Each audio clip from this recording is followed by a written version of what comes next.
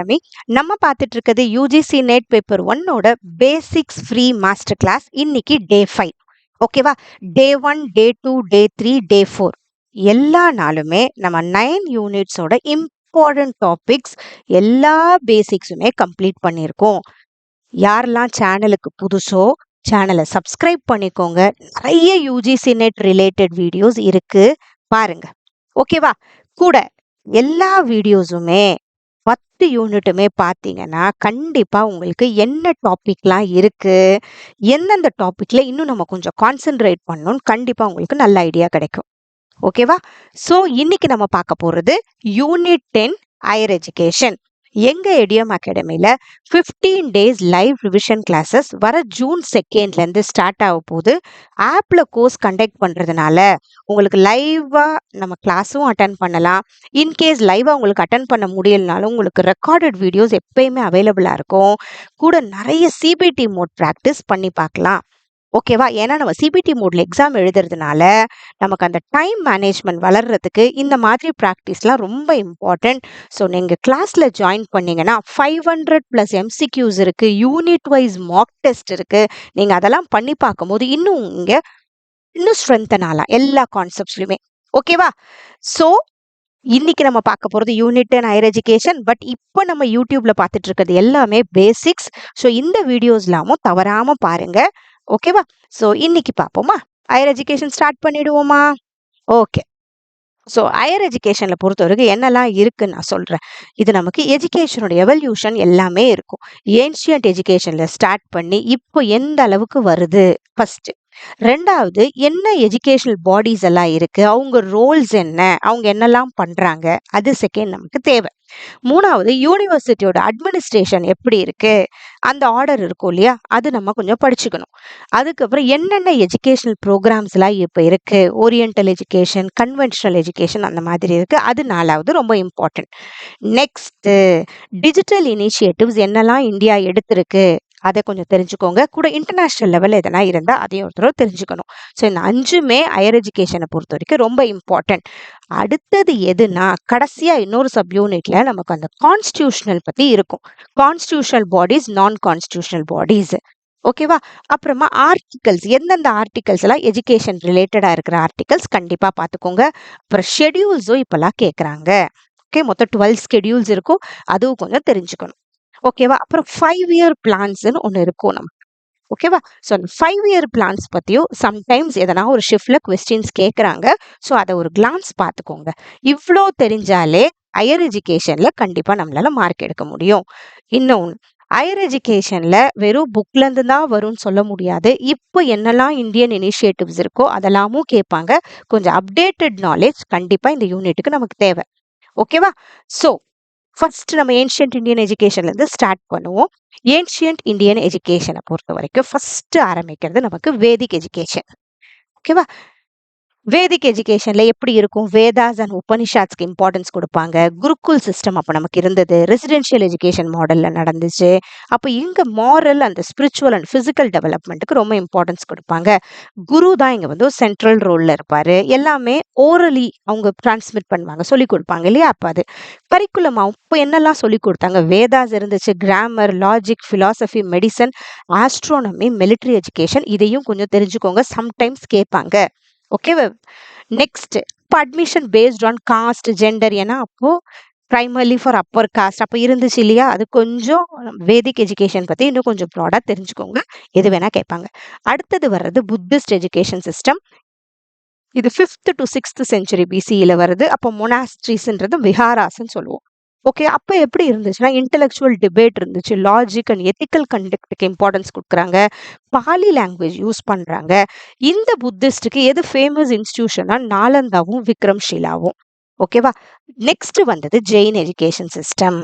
ஓகேவா?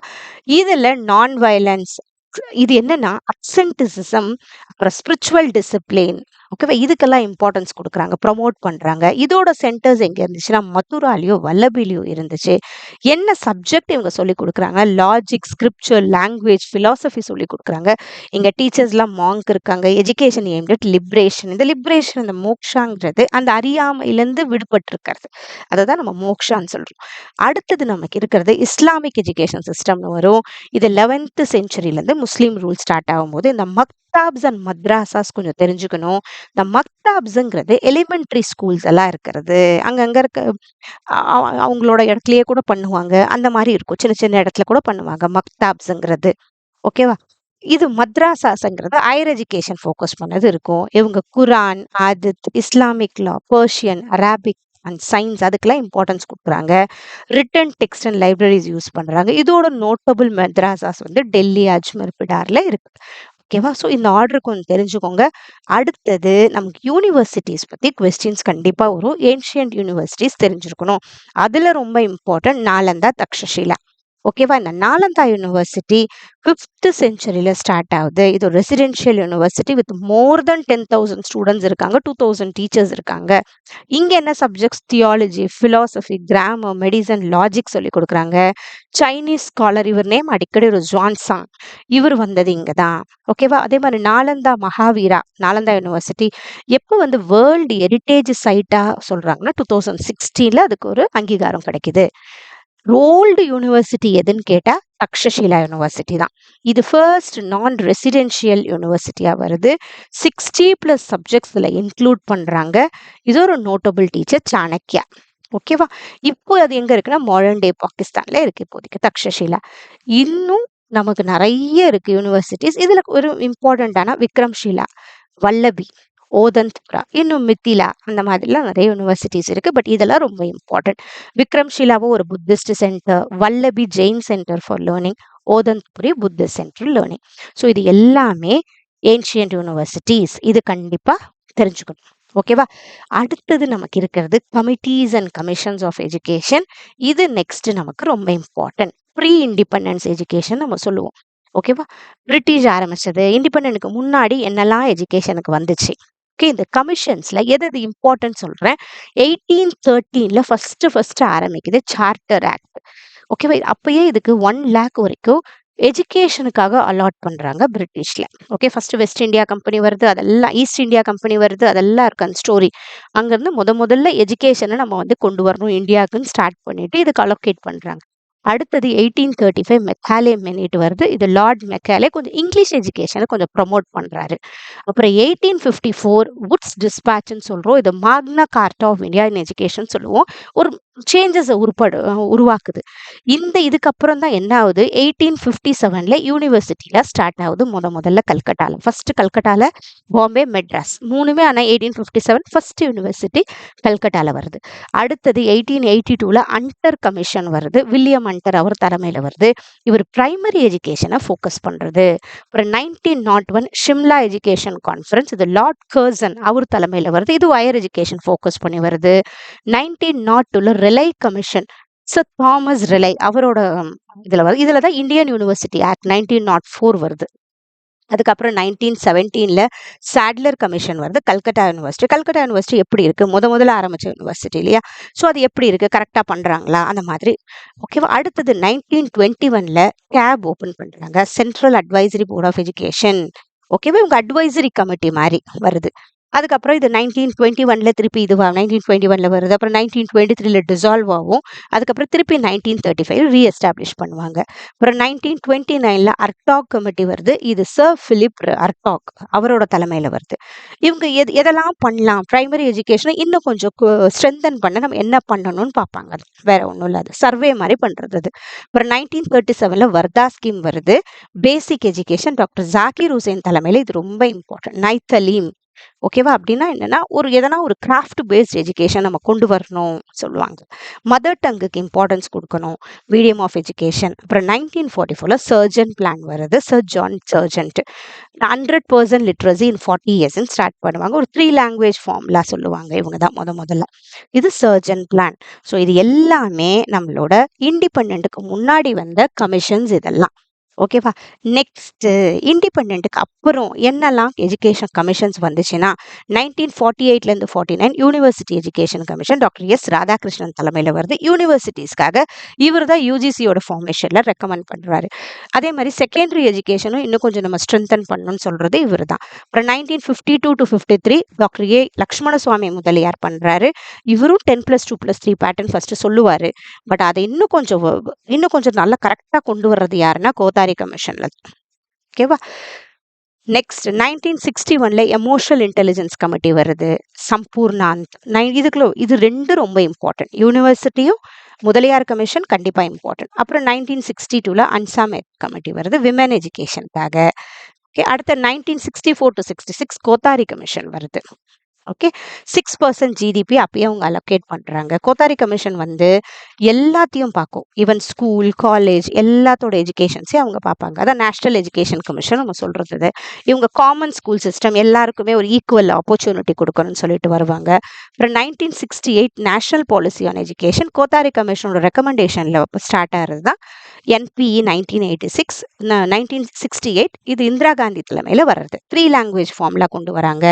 ஈக்குவாலிட்டிக்கு ஃபோக்கஸ் பண்றாங்க. அப்புறம் 1976ல 42nd அமெண்ட்மெண்ட். அதுக்கு முன்னாடி எஜுகேஷன் ஸ்டேட் லிஸ்ட்ல இருக்கும்.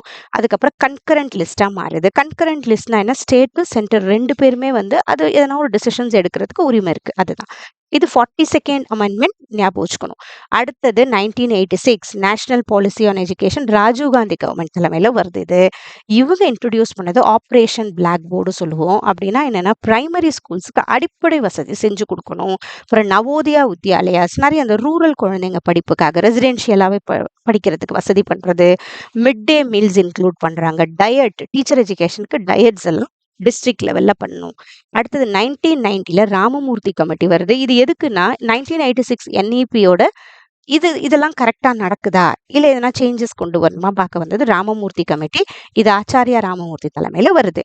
இதுக்கப்புறம் வர்றத ப்ரோக்ராம் ஆஃப் ஆக்ஷன் 1992 நம்ம சொல்லுவோம். இது என்இபி கிடையாது, 1992ல வர்றது. ஓகேவா? 1968, 1986 அப்புறம் 2020. ஸோ 3 என்இபி தான் இது வரைக்கும் வந்திருக்கு. அப்புறம் ஜனார்தன ரெட்டி கமிட்டி வருது. இது கேப் தலைமையில வரும், அவங்க சொல்லுவாங்க. ஓகேவா? Janardhana Reddy CABE CAB CABE தலைமையில வர்றது. ஈக்விட்டி இன் எஜுகேஷன் கொண்டு வர்றது. அப்புறம் 1993 அண்ட் 2009 2 தடவை இந்த யஷ்பால் கமிட்டி வரும்.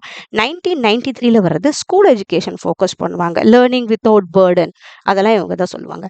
2009ல வரவங்க ஹையர் எஜுகேஷன் இது மாதிரி டீம்டு யூனிவர்சிட்டி அபாலிஷ் பண்ணணும்னு இவங்க தான் சொல்லுவாங்க. IIMs, IITs to become full யூனிவர்சிட்டிஸாக மாறணும்னு சொல்றதெல்லாம் யஷ்பால் கமிட்டி 2009 அவங்க ஹையர் எஜுகேஷனில் ஃபோக்கஸ் பண்ணுவாங்க. அடுத்தது 2005 to 2009 நேஷனல் நாலேஜ் கமிஷன் வரும். சாம் பிட்ரோட அவர் தலைமையில் வரும். ஓகே, இப்போ மன்மோகன் சிங் அவர் பிரைம் மினிஸ்டராக இருந்தப்போ கொண்டு வருவார். இன்னும் கொஞ்சம் எப்படி நம்ம எக்கனாமியை டெவலப் பண்ணுறதுன்றதுக்காக வர்றது. ஸோ இதில் 1500 யூனிவர்சிட்டிஸ் இருக்குது. 50 நேஷனல் எல்லாருமே ஒரு கொலாபரேட் பண்ணணும். அந்த மாதிரி நிறைய இருக்கும். இதில் நிறைய அவங்க சொல்லியிருப்பாங்க. அடுத்தது 2009 ஷர்மா கமிட்டி வருது. இது கூட நெக்ஸ்ட் 2012 ஜஸ்டிஸ் வர்மா கமிட்டி. இது டீச்சர் எஜுகேஷனுக்காக வந்தது. இது வந்ததுக்கு அப்புறம் தான் பிஎட் என்ன ஆகுது 2 இயர்ஸா மாறுது. 2015லேருந்து பிஎட் 2 இயர்ஸா மாறுது. அப்புறம் 2015 சுப்பிரமணியம் கமிட்டி வருது. இவங்க இன்னும் கொஞ்சம் பார்க்குறாங்க. நியூ எஜுகேஷன் பாலிசியோட ஃபர்ஸ்ட் டிராஃப்ட் பண்ண ஆரம்பிக்கிறது இவங்க தான். அதுக்கப்புறமா கஸ்தூரி ரங்கன் அவர் தலைமையில் டிராஃப்ட் ரெடி ஆகுது. என்இபி 2020 வருது. அதில் நிறைய சேஞ்சஸ் கொண்டு வராங்க இல்லையா ஹையர் எஜுகேஷனில். ஓகே, ஸோ இது வரைக்கும் எத்தனை என்இபி வந்துச்சுன்னா 1968ல் ஒன்று, 1986ல் ஒன்று, அப்புறம் 2020ல் ஒன்று. இந்த மாதிரி 3 நேஷனல் எஜுகேஷன் பாலிசி வந்திருக்கு.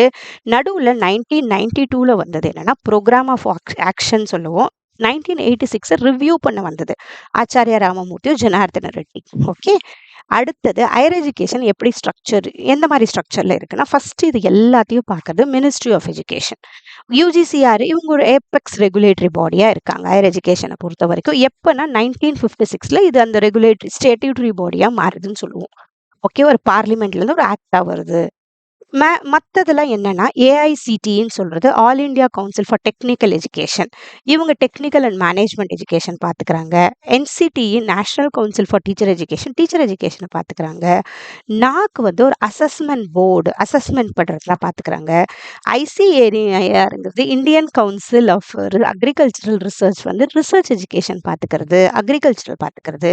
என்எம்சி ஃபுல்லாக நேஷனல் மெடிக்கல் கமிஷன், இவங்க மெடிக்கல் எஜுகேஷன் பார்த்துக்கிறாங்க. பார் கவுன்சில் ஆஃப் எஜுகேஷன் எல்லாமே லீகல் எஜுகேஷன். ஓகே, இந்த லா பார்த்துக்கிறது பார் கவுன்சில் ஆஃப் இந்தியா. அடுத்தது வேரியஸ் லேர்னிங் ப்ரோக்ராம்ஸ் நமக்கு இதில் இருக்கும். ஓகே, இப்போ ஓரியன்டல் லேர்னிங் ப்ரோக்ராம்ஸ்னாலே என்னன்னா ட்ரெடிஷ்னல் ஸ்டடீஸ், ஈஸ்டர்ன் கல்ச்சர்ஸில் இந்தியா, சைனா, அந்த மிடில் ஈஸ்ட் ரிலேட்டட் ஸ்டடீஸ் எல்லாம் படிக்கிறத பேர் நம்ம என்ன சொல்லுவோம், ஓரியன்டல் லேர்னிங் ப்ரோக்ராம் சொல்லுவோம். இவன் நம்ம சென்னையிலலாம் கூட இருக்கு. ஓகே, அதுக்கான இடம். Sanskrit, Arabic, Pali, Persian. சினாலஜிங்கிறது சைனீஸ் ஸ்டடி பண்ணுறது, இண்டாலஜிங்கிறது இந்தியன் ஸ்டடீஸ் படிக்கிறது. இது எல்லாமே சேர்த்து நம்ம என்ன சொல்லுவோம், ஓரியன்டல் லேர்னிங் ப்ரோக்ராம் சொல்லுவோம். இந்த கன்வென்ஷனல் ப்ரோக்ராம்ஸுங்கிறது என்னன்னா, இப்போ கிளாஸ் ரூம் பேஸ்ட் ஒரு ஸ்ட்ரக்சர்டாக ஒரு ஃபிக்ஸட் கரிக்குலமில் படிக்கிறத நம்ம கன்வென்ஷனல்னு சொல்லுவோம். இது முடிச்சோன்னே எக்ஸாம்ஸ் இருக்கும். நான் கன்வென்ஷனலுங்கிறது நமக்கு ஒரு ஃப்ளெக்சிபிளாக இருக்கும், ஸ்கில் ஓரியன்டாக இருக்கும், ப்ராக்டிக்கல் லேர்னிங் இருக்கும். ஆஃபன் ஆன்லைன் ஆர் பார்ட் டைமில் படிக்கிறத நான் கன்வென்ஷனல் சொல்லுவோம். ஓகேவா, ஒகேஷனல் கோர்சஸாக இருக்கலாம், இல்லை மூக் கோர்சஸாக இருக்கலாம், இல்லை ஸ்கில் ட்ரைனிங் ஏதோ படிக்கிறோம், இல்லை ரொபாட்டிக்ஸ் பற்றி ஏதோ நம்மளே படிக்கிறோம், ஓன் இன்ட்ரெஸ்ட்டில் படிக்கிறோம், அதெல்லாம் நான் கன்வென்ஷனலாக சேரும். ஓகேவா, அடுத்தது நமக்கு இருக்கிறது டைப்ஸ் ஆஃப் எஜுகேஷன். இந்த டைப்ஸ் ஆஃப் எஜுகேஷன், இந்த ப்ரொஃபஷனல் எஜுகேஷனுங்கிறத அவங்களுக்கு கெரியருக்குன்னே ப்ரிப்பேர் பண்ணுறது, அதுக்கான ஒரு குவாலிஃபிகேஷனோட பண்ணுறது. இப்போ மெடிசனாக இருக்கட்டும், லா, இன்ஜினியரிங், அது ப்ரொஃபஷனல் எஜுகேஷன் சொல்கிறோம். இந்த டெக்னிக்கல் எஜுகேஷன் நிறைய ஹேண்ட்ஸ் ஆன் ஒர்க் இருக்கும், டெக்னிக்கல் ஸ்கில்ஸ் எல்லாம் இருக்கும், எலக்ட்ரானிக்ஸ், மெக்கானிக்ஸ்ல. ஸ்கில் பேஸ்ட் எஜுகேஷன்ல நிறைய ஜாபுக்கு தெரியும் ஸ்பெசிஃபிக் ஸ்கில்ஸ் கற்றுக்கிறது, ஒரு ப்ராக்டிக்கலாக நிறைய விஷயம் பண்ணி பார்ப்பாங்க. Carpentry, cooking, digital marketing, skill paste. இப்போ நிறைய நம்ம அந்த ஸ்கில்லுக்கு இம்பார்ட்டன்ஸ் கொடுக்குறோம் எஜுகேஷனில். அடுத்தது வேல்யூ அண்ட் என்வாயன்மெண்டல் எஜுகேஷன். இது வேல்யூ ஓரியன்டாக இருக்கும், அது வளர்க்குற மாதிரி. அப்புறம் என்வாயன்மெண்டல் எஜுகேஷன், அவேர்னஸ் கொண்டு வர்றது. ஓகேவா, இப்போ types of universities in India. அடுத்தது நமக்கு ரொம்ப இம்பார்ட்டன்ட். நமக்கு யூனிவர்சிட்டிஸை பொறுத்த வரைக்கும் சென்ட்ரல் யூனிவர்சிட்டிஸ் இருக்குது. இது எப்படி வருதுன்னா, established by an act of parliament and funded by the central government கொடுக்குது. இதுக்கு எக்ஸாம்பிள் யூனிவர்சிட்டி ஆஃப் டெல்லியா இருக்கலாம், இல்லை ஜவஹர்லால் நேரு யூனிவர்சிட்டி. இது எல்லாமே சென்ட்ரல் யூனிவர்சிட்டி. ஸ்டேட் யூனிவர்சிட்டி எப்படி வரும்னா, setup by an act of the state லெஜிஸ்லேச்சர்லேருந்து வருது. ஸ்டேட் கவர்மெண்ட் ஃபண்ட் கொடுப்பாங்க. யூனிவர்சிட்டி ஆஃப் மும்பையா இருக்கலாம், இல்லை பெங்களூர் யூனிவர்சிட்டியா இருக்கலாம், இதெல்லாம் ஸ்டேட் யூனிவர்சிட்டியில் சேரும். நெக்ஸ்ட் டீம் டு பி யூனிவர்சிட்டிங்கிறது இப்போ நிறைய இருக்கு இல்லையா, சில யூனிவர்சிட்டிக்கு டீம் டு பின்னு கொடுப்பாங்க. அது யூனிவர்சிட்டி யூஜிசி வந்து அவங்க ஒரு ஸ்டாண்டர்டை பார்த்து யூஜிசி கொடுக்கறது. இது சென்ட்ரல் மாதிரிலாம் அந்த பார்லிமெண்ட்லேருந்து வந்தது கிடையாது. ஓகேவா, தான் institution granted university status by the UGC under section 3 of the UGC act. UGC ஆக்ட்லேருந்து செக்ஷன் 3லேருந்து அவங்களுக்கு ஒரு அங்கீகாரம் கொடுக்குறது. அவங்களுக்கு அகாடமிக் அட்டானமி இருக்குது, அவங்களே ஒரு கரிக்குலம் செட் பண்ணலாம், டெஸ்ட் பண்ணலாம், அது எல்லாமே அவங்க பண்ணிக்கலாம். ஸோ அது மட்டும் இருக்கும். அதான் டீம் டு பி யூனிவர்சிட்டி சொல்லுவோம். அது யூனிவர்சிட்டின்னு சொல்லக்கூடாது, டீம் டு பி யூனிவர்சிட்டி சொல்லணும். இதுக்கு example Tata institute of social science, BITS Pilani. அடுத்தது பெங்களூர் இருக்கு ஐஏஎஸ்சி. இதெல்லாமும் முதல்ல டீம் டு பி யூனிவர்சிட்டி. ஓகேவா, அடுத்தது பிரைவேட் யூனிவர்சிட்டிஸ்ன்னு சொல்றது பிரைவேட்டா எஸ்டாப்ளிஷ்டு த்ரூ ஸ்டேட் ஆக்ட் மூலயமா வரும். பை பிரைவேட் ஆர்கனைசேஷன் தான் எடுத்துப்பாங்க. பட் அவங்களும் யூஜிசியோட நார்ம்ஸை கண்டிப்பாக ஃபாலோ பண்ணணும். பட் அந்த ப்ரைவேட் யூனிவர்சிட்டினால மற்ற காலேஜை அஃபிலியேட் பண்ண முடியாது. ஓகே, அது Amit university. Next university administration கொஞ்சம் தெரிஞ்சிருக்கணும். செனேட்னா என்ன, சிண்டிகேட்னா என்ன. செனேட்டுங்கிறது அந்த சுப்ரீம் அகடமிக் பாடியை that decides on curriculum and academic policies எல்லாம் பார்த்துக்கிறவங்கள செனேட்டுன்னு சொல்கிறோம். சிண்டிகேட்டுங்கிறது எக்ஸிக்யூட்டிவ் அட்மினிஸ்ட்ரேட்டிவ் பாடி, அந்த அட்மினிஸ்ட்ரேட்டிவ் ஒர்க்ஸ் எல்லாம் பார்த்துக்கிறவங்க. Handling finances, appointments and daily management பார்த்துக்கிறது சிண்டிகேட்னு சொல்லுவோம். அதுக்கப்புறம் இதுலேயே கொஞ்சம் நம்ம என்ன பண்ணணும், வேற என்னென்ன ரோல்ஸ் எல்லாம் இங்கே இருக்குது, இல்லை சான்சலர், வைஸ் சான்சலர், அதெல்லாமும் கொஞ்சம் என்ன ஏதுன்னு பார்த்துக்கோங்க. சென்ட்ரல் கவர்மெண்ட்டுக்கு யார் சான்சலராக இருப்பா, அதெல்லாமும் கேட்பாங்க. ஓகேவா, அடுத்தது oldest universities in India pre இண்டிபெண்டன்ஸில் ஆரம்பிச்சது. எது முதல்லன்னா கொல்கட்டா யூனிவர்சிட்டி தான் ஃபர்ஸ்ட் 1857 ஆரம்பிக்குது. அடுத்தது யூனிவர்சிட்டி ஆஃப் மும்பை, இதுவும் 1857 ஆரம்பிக்குது. யூனிவர்சிட்டி ஆஃப் மெட்ராஸ், சென்னை, இப்போ 1857. இது மூணுமே. ஓகேவா, பட் ஃபர்ஸ்ட் யூனிவர்சிட்டி கேட்டால் யூனிவர்சிட்டி ஆஃப் கல்கட்டா. அடுத்து யூனிவர்சிட்டி ஆஃப் பஞ்சாப் இப்போ பாகிஸ்தான்ல இருக்குது, 1882ல ஆரம்பிக்குது. யூனிவர்சிட்டி ஆஃப் அலகாபாத், இது அலகாபாத் 1887ல. பனாரஸ் இந்து யூனிவர்சிட்டி ரொம்ப இம்பார்ட்டன்ட், வாரணாசி 1916ல ஆரம்பிக்குது. இது வந்து India's first residential university, Banaras Hindu university. ஓகேவா? அடுத்தது எஸ்என்டிடி விமென்ஸ் யூனிவர்சிட்டி, இது ரொம்ப இம்பார்ட்டன்ட். எது முதல்ல விமென்ஸுக்கு வந்துச்சுன்னா எஸ்என்டிடி விமென்ஸ் யூனிவர்சிட்டி 1916ல மும்பையில் வருது. அப்புறம் அலிகார் முஸ்லீம் யூனிவர்சிட்டி 1920ல வருது. அடுத்து ஜாமியா மில்லா இஸ்லாமியா யூனிவர்சிட்டி நியூ டெல்லியில் 1920ல வருது. அப்புறம் யூனிவர்சிட்டி ஆஃப் டெல்லி 1922ல வருது. இது லீடிங் பப்ளிக் யூனிவர்சிட்டி. அதுக்கப்புறமா எதெல்லாம் வந்து நம்ம போஸ்ட் இண்டிபெண்டன்ஸ் வந்துச்சு, first Indian institute of science 1909லேயே வருது. பட் அதுக்கு டீம் டு பி யூனிவர்சிட்டின்னு அங்கீகாரம் கொடுக்கறது 1958ல யூஜிசி கொடுக்குது ஃபர்ஸ்ட். ஏன்னா அவங்களோட ப்ரீமியர் ரிசர்ச் இன்ஸ்டிடியூஷன் இது பெங்களூர்ல இருக்கிறது. அடுத்தது ஜவஹர்லால் நேரு யூனிவர்சிட்டி நியூ டெல்லியில இருக்கு. அப்புறம் பாரதி வித்யாபீத் யூனிவர்சிட்டி பூனே. ஓகே. அப்புறம் யூனிவர்சிட்டி ஆஃப் ஹைதராபாத். அப்புறம் doctor B R Ambedkar open university. எது முதல்ல ஃபர்ஸ்ட் ஓப்பன் யூனிவர்சிட்டி கேட்டா doctor B R Ambedkar open university. இது கண்டிப்பா தெரிஞ்சிருக்கணும். இது ஹைதராபாத்ல இருக்கு. அப்புறம் Indira Gandhi national open university 1985ல வருது. இது லார்ஜஸ்ட் ஓப்பன் யூனிவர்சிட்டி. அப்புறம் சிக்கிம் மணிப்பால் யூனிவர்சிட்டி 1995ல வருது. இது ஃபர்ஸ்ட் பிரைவேட் யூனிவர்சிட்டி. அப்புறம் அமிர்தி யூனிவர்சிட்டி நொய்டால இருக்கு, 2005ல வருது. இது known for private education global presence. அப்புறம் சிவ்நாடார் யூனிவர்சிட்டி நொய்டால வருது, 2011ல வருது. இது ரிசர்ச் அண்ட் இன்டர்டிசிப்ளினரி லேர்னிங்ல இம்பார்ட்டன்ஸ் கொடுக்குறாங்க. ஸோ இது எல்லாமே நோட்டபிள் யூனிவர்சிட்டிஸ், எது வேணா எக்ஸாம்ல கேட்பாங்க. ஓகேவா? கொஞ்சம் தெரிஞ்சிருக்கணும். ஏன்னா நிறைய கொஸ்டின்ஸ் லாஸ்ட் டைம் கூட யூனிவர்சிட்டிஸ் பற்றி வந்திருக்கு, எது ஃபர்ஸ்ட் யூனிவர்சிட்டி. அதே மாதிரி சில சான்ஸ்கிரிட் யூனிவர்சிட்டிஸும் இப்போ கேட்குறாங்க. ஃபர்ஸ்ட் ராஷ்ட்ரிய சான்ஸ்கிரிட் சன்ஸ்தான், இது சென்ட்ரல் யூனிவர்சிட்டி அங்கீகாரத்தோடு வருது. நியூ டெல்லியில் இருக்குது. இது 1970ல எஸ்டாப்ளிஷ் பண்ண. அதுக்கு முன்னாடி சில யூனிவர்சிட்டி சான்ஸ்கிரிட்டுக்காக யூனிவர்சிட்டியாக இல்லை வந்திருக்கு. ஆனால் யூனிவர்சிட்டியாக சென்ட்ரல் யூனிவர்சிட்டியாக அங்கீகாரம் கிடைச்சது இதுக்கு தான். ஸோ அதனால் இது first Sanskrit university under MOE. ஓகேவா? அடுத்தது சம்பூர்ணாந்த் சான்ஸ்கிரிட் யூனிவர்சிட்டி ஃபர்ஸ்ட் 1791லேயே அது வந்துச்சு. அதுக்கப்புறம் 1971ல திருப்பி. ஓகேவா? ரொம்ப நாளாக இருந்துச்சு. பட் அது யூனிவர்சிட்டியாக மாறினது 1971. இது one of the oldest Sanskrit institution. Next Kameshwar Singh Darbhanga Sanskrit university, இது பீகாரில் இருக்கு. 1961ல founded by the royal family, dedicated for the Sanskrit studies. இது வரைக்கும் தெரிஞ்சிருக்கணும். ஓகேவா? அடுத்தது நமக்கு இருக்கிறது இக்னோ. அதே மாதிரி இக்னோ பற்றின கொஸ்டின் அடிக்கடி கேட்பாங்க. எப்போ எஸ்டாப்ளிஷ் பண்ணாங்க? 1985. இது லார்ஜஸ்ட் ஓப்பன் யூனிவர்சிட்டி. இப்பயும் 200+ ப்ரோக்ராம்ஸ் அதில் இருக்கு. அதே மாதிரி அவங்க என்னெல்லாம் சர்வீஸ் ப்ரொவைட் பண்ணுறாங்க? கியான்வாணி ஒரு educational FM radio with all India ரேடியோவோட சேர்த்து பண்ணுது. கியான் தர்ஷன் இது ஒரு டிவி சேனல், தூர்தர்ஷனோட சேர்த்து பண்றது.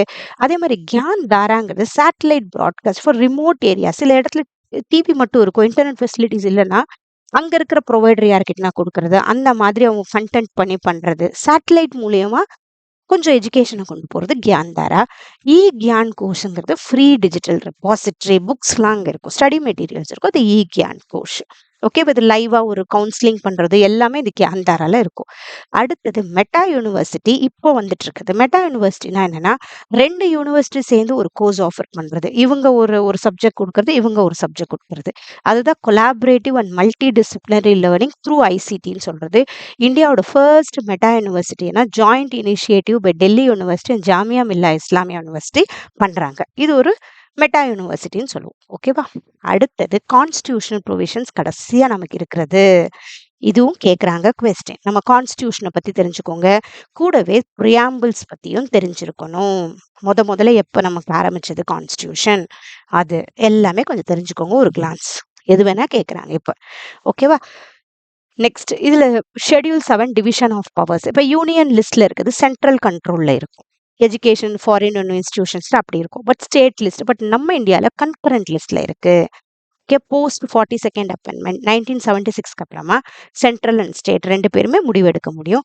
எதெல்லாம் articles education related. Article 21A ரொம்ப இம்பார்ட்டன்ட். ஏன்னா இந்த right to education act 6 to 14 years கண்டிப்பாக குழந்தைங்க படிக்கணும்னு சொல்றது, இது ஒரு ஃபண்டமெண்டல் ரைட்டாகவே மாற்றிருப்பாங்க. அந்த குழந்தைக்கு உரிமை இருக்குது படிக்கிறதுக்கு. 86th அமெண்ட்மெண்ட் ஆக்டுக்கு அப்புறமா இது ஒரு ஃபண்டமெண்டல் ரைட்டாக மாறிடுச்சு. அதுக்கு முன்னாடி இது ஆர்டிகல் 45ல இருக்கும். Free and compulsory education for 6 to 14 years.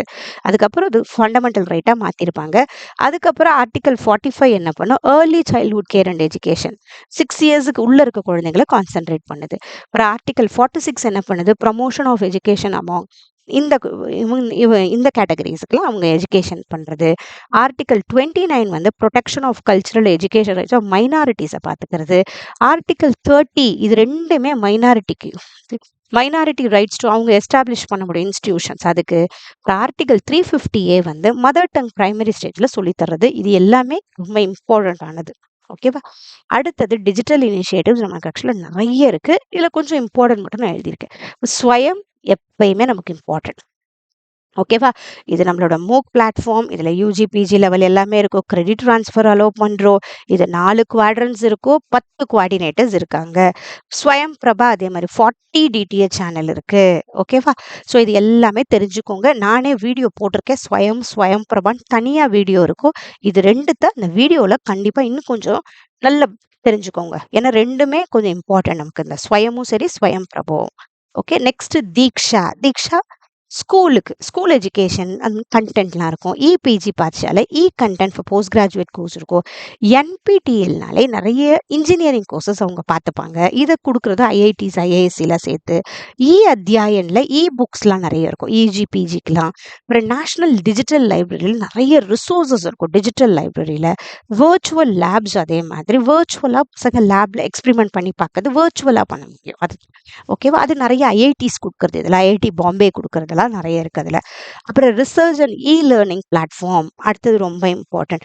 எதெல்லாம் வந்து இனிஷியேட்டிவ்ஸ் ஆயிருக்கு, ஷோச் சிந்து இருக்குது, ஜேர்னல்ஸ் டேட்டா பேசஸ் கிடைக்கும். அப்புறம் ஷோத் கங்கா இதில் தீசிஸ் அண்ட் டிசர்டேஷன் கிடைக்கும். ஃபாசியில் நிறைய open source software in education நிறைய கம்ப்யூட்டர் ரிலேட்டட் இதில் கிடைக்கும். வித்வான் டேட்டா பேஸ் ஆஃப் எக்ஸ்பர்ட்ஸ் ஒரு அவங்கள பற்றின இன்ஃபர்மேஷன்ஸ் நமக்கு அதில் கிடைக்கும். என்ஏடியில் நேஷ்னல் அகாடமிக் டெபாசிட்டரியில் நிறைய நமக்கு நம்ம ஸ்டோர் பண்ணிக்கலாம் நம்மளோடதெல்லாம் இல்லையா. நேஷ்னல் அகாடமிக் டெபாசிட்டரியில் ஆன்லைன் ஸ்டோரோஸோ அகாடமிக் அவார்ட்ஸ் ஸ்டோர் பண்ணி வைக்கலாம். பிஎம்இ வித்யா பிரைம் மினிஸ்டர் இவர் ஸ்டார்ட் பண்ணது. நிறைய ஆன்லைன் ஐசிடிலாம் நம்ம எஜுகேஷனில் கொண்டு வரணும்னு சொல்கிறதுக்காக நிறைய இனிஷியேட்டிவ்ஸில் இது ஒன்று பிஎம்இ வித்யா. இது கீழே தான் நமக்கு நிறைய வந்திருக்கும் இனிஷியேட்டிவ்ஸ் எல்லாம். ஓகேவா. ஸோ யூனிட் அண்ட் ஹையர் எஜுகேஷனை பொறுத்த வரைக்கும் இந்த டாபிக்ஸ் எல்லாம் கண்டிப்பாக நமக்கு ரொம்ப இம்பார்ட்டண்ட். இது எல்லாத்தையுமே படிச்சுக்கோங்க. ஓகேவா. இன்னும் கொஞ்சம் இப்போ நம்ம படித்ததெல்லாம் பேசிக்ஸ்னா இன்னும் கொஞ்சம் நீங்கள் அந்த கொஸ்டின் பேப்பர் சால்வ் பண்ணும்போது நிறைய நமக்கு தெரியும். அதெல்லாமும் கொஞ்சம் அப்படியே படிங்க. பட் பேசிக்ஸ் இதெல்லாம் தான். இந்த டாபிக்ஸ் எல்லாம் கண்டிப்பாக படிக்கணும். ஓகேவா. ஸோ எங்கள் எடியோம் அகாடமியில் 15 days live revision classes plus test course almost 50+ MCQ CBT மோடில் நீங்கள் பண்ணி பார்க்க முடியும். அதனால் நீங்கள் லைவ் கிளாஸ் சேரணும்னா நிறைய பேர் சேர்ந்துட்டாங்க. இப்பயே நிறைய காம்படிஷன்ஸ் இந்த வாட்டி நமக்கு இருக்கு. ரொம்ப லிமிட்டட் சீட்ஸ் தான் இருக்கு. ஸோ இன்னைக்கே நீங்க என்ரோல் பண்ணா மட்டும்தான் ஜூன் 2 நீங்க கிளாஸஸ் அட்டன் பண்ண முடியும். ஸோ ஜாயின் பண்ணுங்க. நான் லிங்க் டிஸ்கிரிப்ஷன்ல கொடுக்குறேன். ஓகேவா. லைவ் ரிவிஷன் கிளாஸஸ் இன்கேஸ் லைவாக அட்டன் பண்ண முடியலனாலும் உங்களுக்கு ரெக்கார்டட் வீடியோஸ் அவைலபிளாக இருக்கும். கூடவே அந்தந்த யூனிட் முடிஞ்சோன்னா அது ரிலேட்டட் பிஒய்க்யூஸ் எம்சிக்யூஸ் பண்ணி பார்க்கறதுக்கு சிபிடியில் நிறைய டெஸ்ட் இப்பயே அவைலபிளாக இருக்குது. ஓகேவா. ஸோ இல்லை மேம் எனக்கு எதனா டவுட் இருந்துச்சுன்னா நான் என்னோட நம்பரும் கொடுக்குறேன். நீங்கள் கண்டிப்பாக வாட்ஸ்அப் பண்ணுங்கள். எங்கள் டீம் உங்களை கைட் பண்ணுவாங்க. ஓகேவா. இதுக்கான கிளாஸ் ஃபீஸ் 1299. நமக்கு ஜூன் 2 ஈவினிங் 8:30 9:30 கிளாஸஸ் நமக்கு ஆப்பில் தான் இருக்கும். ஓகேவா. ஸோ ரொம்ப கன்வீனியண்ட்டாக இருக்கும் ஜாயின் பண்ணுறது எல்லாமே. Okay. So thank you so much. All the best for your preparation.